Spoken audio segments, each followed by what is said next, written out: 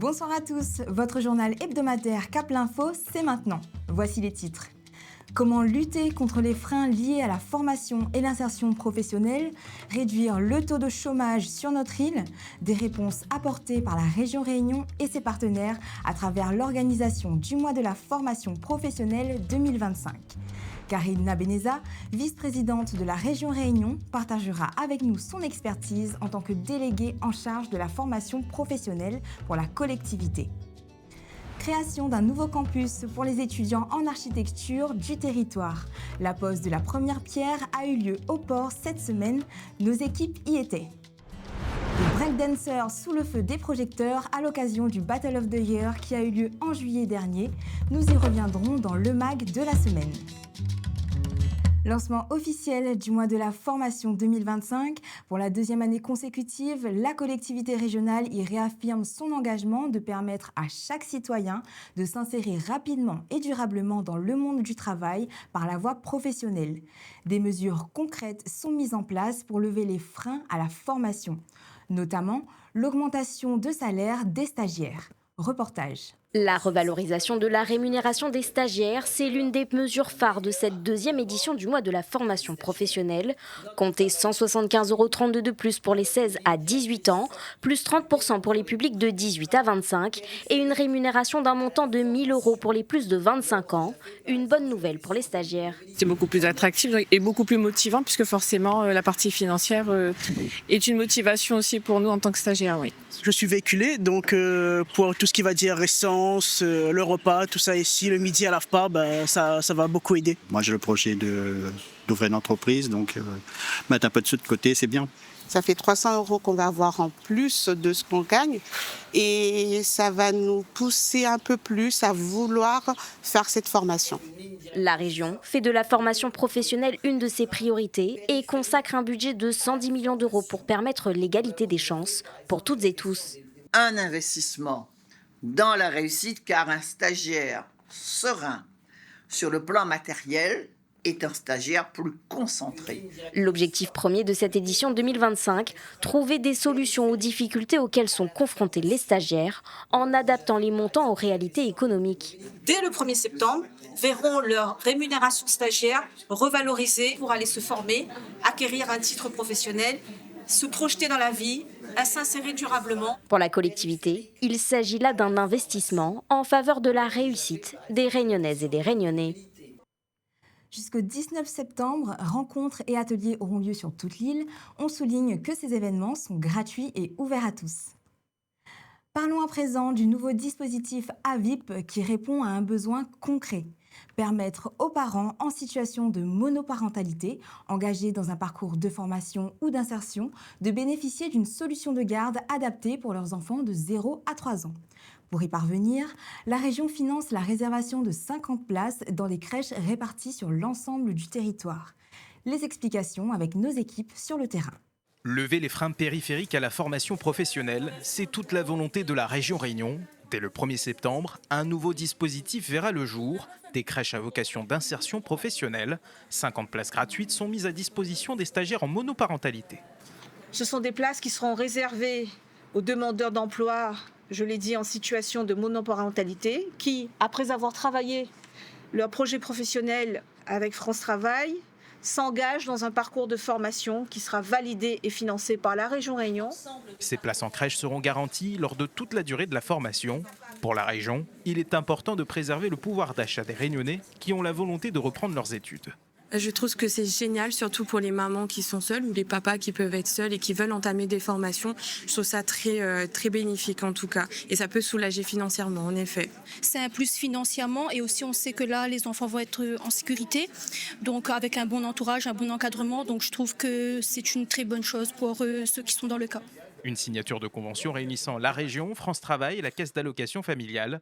Un partenariat pour transformer cette ambition en mesures concrètes. Vous n'avez pas à choisir entre garde d'enfants et emploi, formation, mais vous pouvez choisir et effectivement miser les deux. Donc pour nous, c'est de l'action concrète. On n'est pas sur un document programmatique où on se dit on va se faire des choses dans plusieurs années. Non, sur des choses opérationnelles, concrètes, qui vont se mettre en place et donc que les Réunionnaises et les Réunionnais vont pouvoir voir rapidement à leur bénéfice. Investissement total, 100 000 €. Pour la région Réunion, c'est permettre l'égalité des chances et le développement social du territoire. Nous accueillons sur ce plateau Karine Nabénéza, vice-présidente de la région Réunion, chargée de la formation professionnelle. Bonsoir. Bonsoir Maisy, bonsoir à tous. Concrètement, Madame Nabénéza, c'est quoi le mois de la formation professionnelle? C'est très clairement un coup d'arrêt, un focus sur un dispositif que l'on a initié l'année dernière, qui a connu un vrai succès, des milliers de participants, demandeurs d'emploi, des jeunes, des personnes en reconversion, que nous sommes allés de manière très originale rencontrer dans leur quartier, dans les marchés.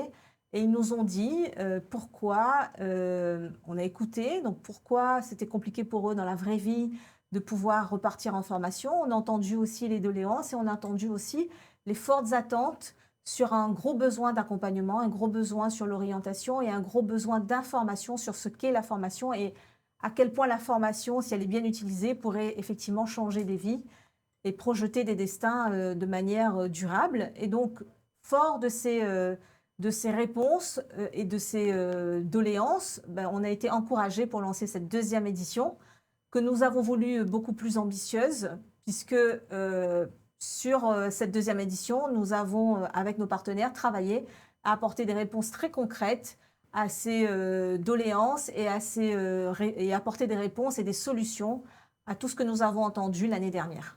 Alors justement, vous vous êtes inspiré de ce qu'attendaient les Réunionnais et Réunionnaises. Cette deuxième édition, quelle est son ambition ? Son ambition est très claire, c'est d'agir pour lever l'ensemble des difficultés, en tout cas le maximum de difficultés qui se présentent à un stagiaire, à une maman, à un papa ou un jeune qui voudrait reprendre et se dire « je vais oser partir en formation ». Et donc, on le sait, dans la vraie vie, donc, malgré le fait que l'on ait envie de faire cet acte courageux, on se heurte à de nombreuses difficultés. La mobilité en est une, l'absence de revenus peut en être une.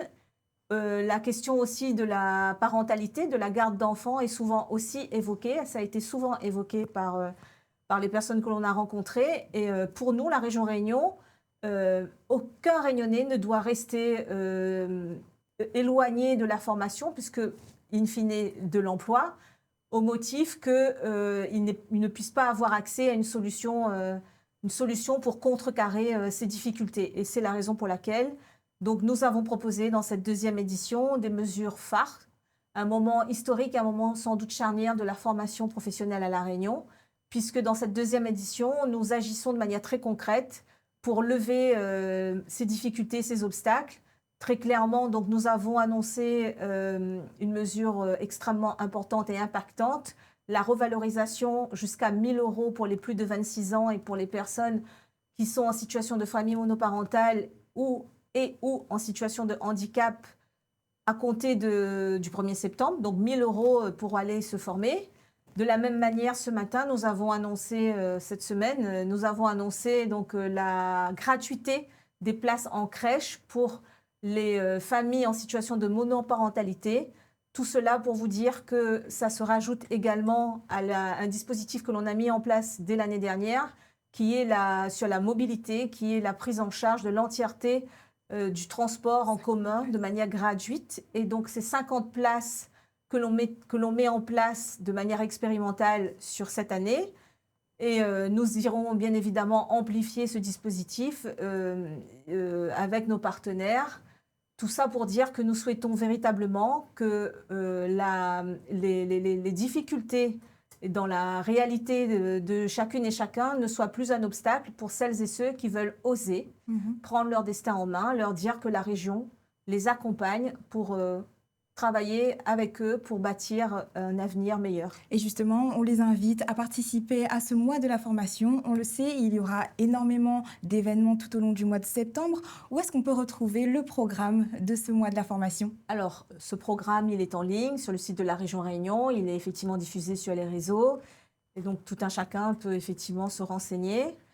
Ce mois de la formation va prendre plusieurs formes, donc des ateliers, des forums, des salons et des événements qui sont ouverts à tous, avec des professionnels également. Et j'invite l'ensemble des Réunionnaises et des Réunionnais qui veulent saisir des opportunités, qui ont des questions, des préoccupations et des interrogations à venir véritablement à notre rencontre, aux rencontres des professionnels, aux rencontres des acteurs qui sont là pour eux et qui pourront les aider, les accompagner, les soutenir, les orienter pour oser la formation. Merci beaucoup, Madame Nabedeza. Merci et oser la formation. Justement, nous aurons l'occasion de vous revoir lors des événements liés à ce mois de la formation. Et la région sera avec ZOT. Étape historique pour l'enseignement supérieur à La Réunion. Au port, la première pierre de la future École nationale supérieure d'architecture vient d'être posée. Après près de 40 ans d'attente, les étudiants vont enfin disposer de leurs propres locaux, un bâtiment exemplaire pensé pour répondre à la fois aux enjeux pédagogiques, environnementaux et culturels. Cet espace encore vide en face de l'école supérieure d'art accueillera dans 2 ans la toute première école nationale supérieure d'architecture des Outre-mer. De sa conception à sa construction, pour les étudiants, c'est une école manifeste. Ça prouve que ce qu'on fait, c'est utile et que c'est important de pouvoir vraiment enseigner le bâti tropical. L'enseigner à La Réunion sur une île tropicale, c'est vraiment une opportunité incroyable pour les futurs étudiants et même pour nous. Et on espère peut-être pouvoir potentiellement travailler dans cette future école et transmettre tout ce que nous, on a reçu de notre école. L'école d'architecture a été pendant longtemps une antenne de Montpellier et a su former plus d'1 millier d'architectes. Depuis mars 2025, un décret en a fait la 21e École nationale supérieure d'architecture de France, une évolution positive qui marque l'ancrage et l'excellence. Nous avons, à travers ce projet, en plus, non seulement des moyens, mais un écho à tout ce qu'on porte dans la pédagogie de l'école, c'est-à-dire l'adaptation au climat tropical, les réponses techniques et architecturales, qui permet d'avoir des espaces beaucoup plus adaptés. Via les fonds européens du FEDER, la région accompagne à hauteur de 7 millions d'euros pour la création d'un lieu d'enseignement innovant où le bâti s'harmonise avec la nature et les spécificités climatiques de notre île. La conscience de cette école d'architecture, c'est le bâti tropical. Étant donné le défi climatique, il y a un aboutissement aujourd'hui. Ce nouveau campus architectural incarne une vision ambitieuse à la croisée des enjeux pédagogiques, environnementaux et culturels. La livraison de ces nouveaux locaux est prévue pour 2027. Travaux de révision du SAR, schéma d'aménagement régional se poursuivent. Plusieurs ateliers ont d'ores et déjà eu lieu. La biodiversité a été à l'honneur cette semaine. L'objectif, réunir les experts des différents domaines pour élaborer une méthodologie de travail et ainsi définir les trames écologiques à l'échelle régionale qui peuvent être mises en place. D'autres ateliers auront lieu et aborderont certaines thématiques en lien avec l'environnement. Pour la région, ces temps d'échange et de réflexion sont essentiels pour adopter une feuille de route cohérente pour trouver des solutions aux enjeux du territoire. Ce matin même, à l'hôtel de région a été signée la feuille de route des États généraux de la mobilité. Après une vaste consultation citoyenne et des réflexions menées entre les différents acteurs de ce domaine, cette signature acte les changements pour améliorer les conditions de déplacement de demain. Plus fluide, plus écologique, plus responsable. Explication. Aujourd'hui est un jour important parce que, effectivement, le projet régional de train et de services express régionaux métropolitains passe d'un projet régional à un projet réunionnais. Ce matin, autour de la présidente, on a retrouvé les 5 présidents des EPCI, des intercommunalités, pour signer cette feuille de route. La feuille de route étant la traduction de ce qu'a demandé la population lors des États généraux. 77% des Réunionnais avaient demandé un train.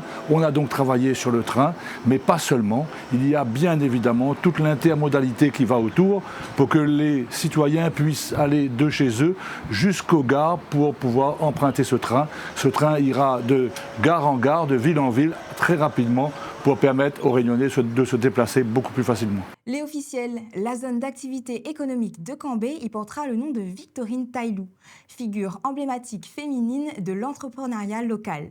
Cet espace, que l'est intégré dans l'écocité Faonce, n'a la vocation de devenir un laboratoire d'idées et une réponse réunionnaise adaptée à notre insularité, avec l'appui de la région Réunion, le territoire de l'Ouest et de la ville de Saint-Paul. On écoute à ce propos Emmanuel Séraphin, président du Théo et maire de la commune. C'est un exemple, a été reconnu par tous ses pairs et c'est pour ça que je pense que ça donne un avenir, ça trace une ligne pour nos jeunes, pour les moins jeunes, pour dire que quand on travaille, quand on force tous les jours à la force du bras, on réussit et on peut laisser une trace. Et c'est le cas de Victorine Tailou ici sur cette écocité France. Grâce à la région, avec les subventions, on pourra réaménager, à construire cette zone économique de l'Ouest, capitale économique, pour pouvoir offrir de l'emploi, offrir des débouchés pour nos jeunes qui se forment et qui auront ici demain leur emploi futur. Le MAC de la semaine revient sur la première édition réunionnaise du Battle of the Year au Théâtre des Sables. Un événement international où sont les danseurs de l'océan Indien la plus performée devant un public en feu. D'autant plus que cette étape compte comme une qualification directe pour la grande finale mondiale que n'aura lieu dans quelques temps. Nous rencontre Génération 430, l'association réunionnaise organisatrice de ce festival, dont Stan Break est une figure mondiale du hip-hop. On vous embarque dans l'univers du break.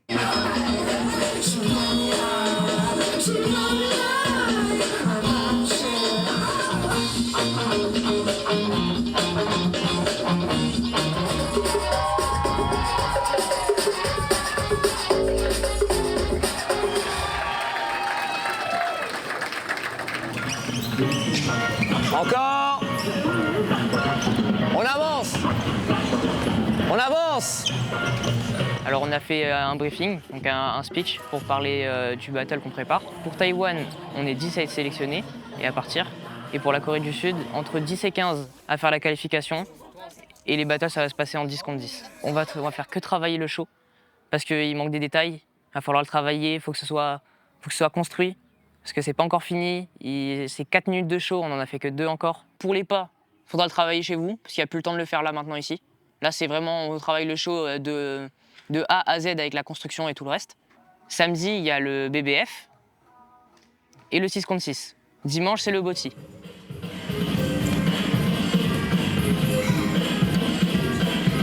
C'est un mélange de stress et d'excitation, on va dire. Par rapport aux compétitions là-bas, vu que c'est international. J'ai cherché un sport, du coup j'ai essayé plusieurs sports.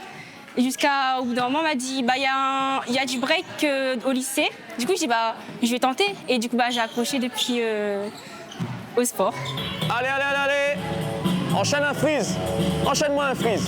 C'est stressant un peu parce que tu vois, c'est ta première fois.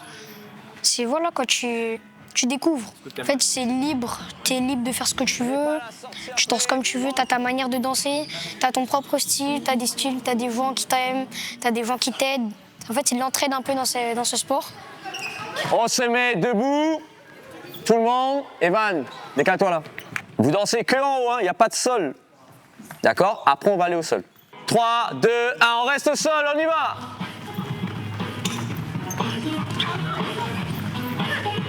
Regardez à côté de vous. Allez, Guillaume. Mon papa et ma maman m'ont emmené voir un battle de breakdance et j'ai aimé, donc j'ai commencé. Mais je les aime trop, mes entraîneurs. Ils font des blagues, ils sont sévères, mais j'aime bien parce qu'ils essayent de nous pousser pour faire des battles internationales. Mais voilà. Main, tête, coude, épaule. Baby freeze, on maîtrise. Ok, good job. Il faut qu'on soit à la page de ce qui se passe en ce moment et ce que surtout les jurys aiment, parce que là on va être jugé par les jurys mondiaux et c'est quand même des classes quand même supérieures et que ces jeunes-là ils vont voir que tout est possible.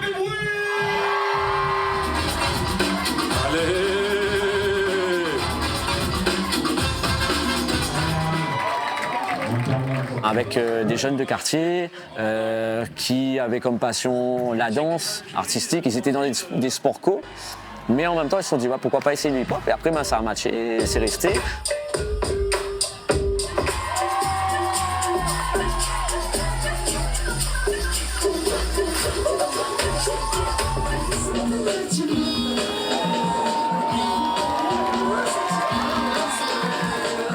Et c'est vrai qu'on a un gros level ici, et pas que au tampon, sur l'île, vraiment on a un vivier de jeunes talents. Les jeunes y avancent, c'est ça vraiment notre but, c'est que ils découvrent autre chose aussi que la Réunion. Un bon breakdancer, c'est partage de la culture, de vivre la culture hip-hop. La culture hip-hop, c'est pas que danser, mais un breakdancer, Ali, c'est le break, la culture, savoir d'où ça vient et peut-être aller rencontrer les personnes qui vivent ça en premier.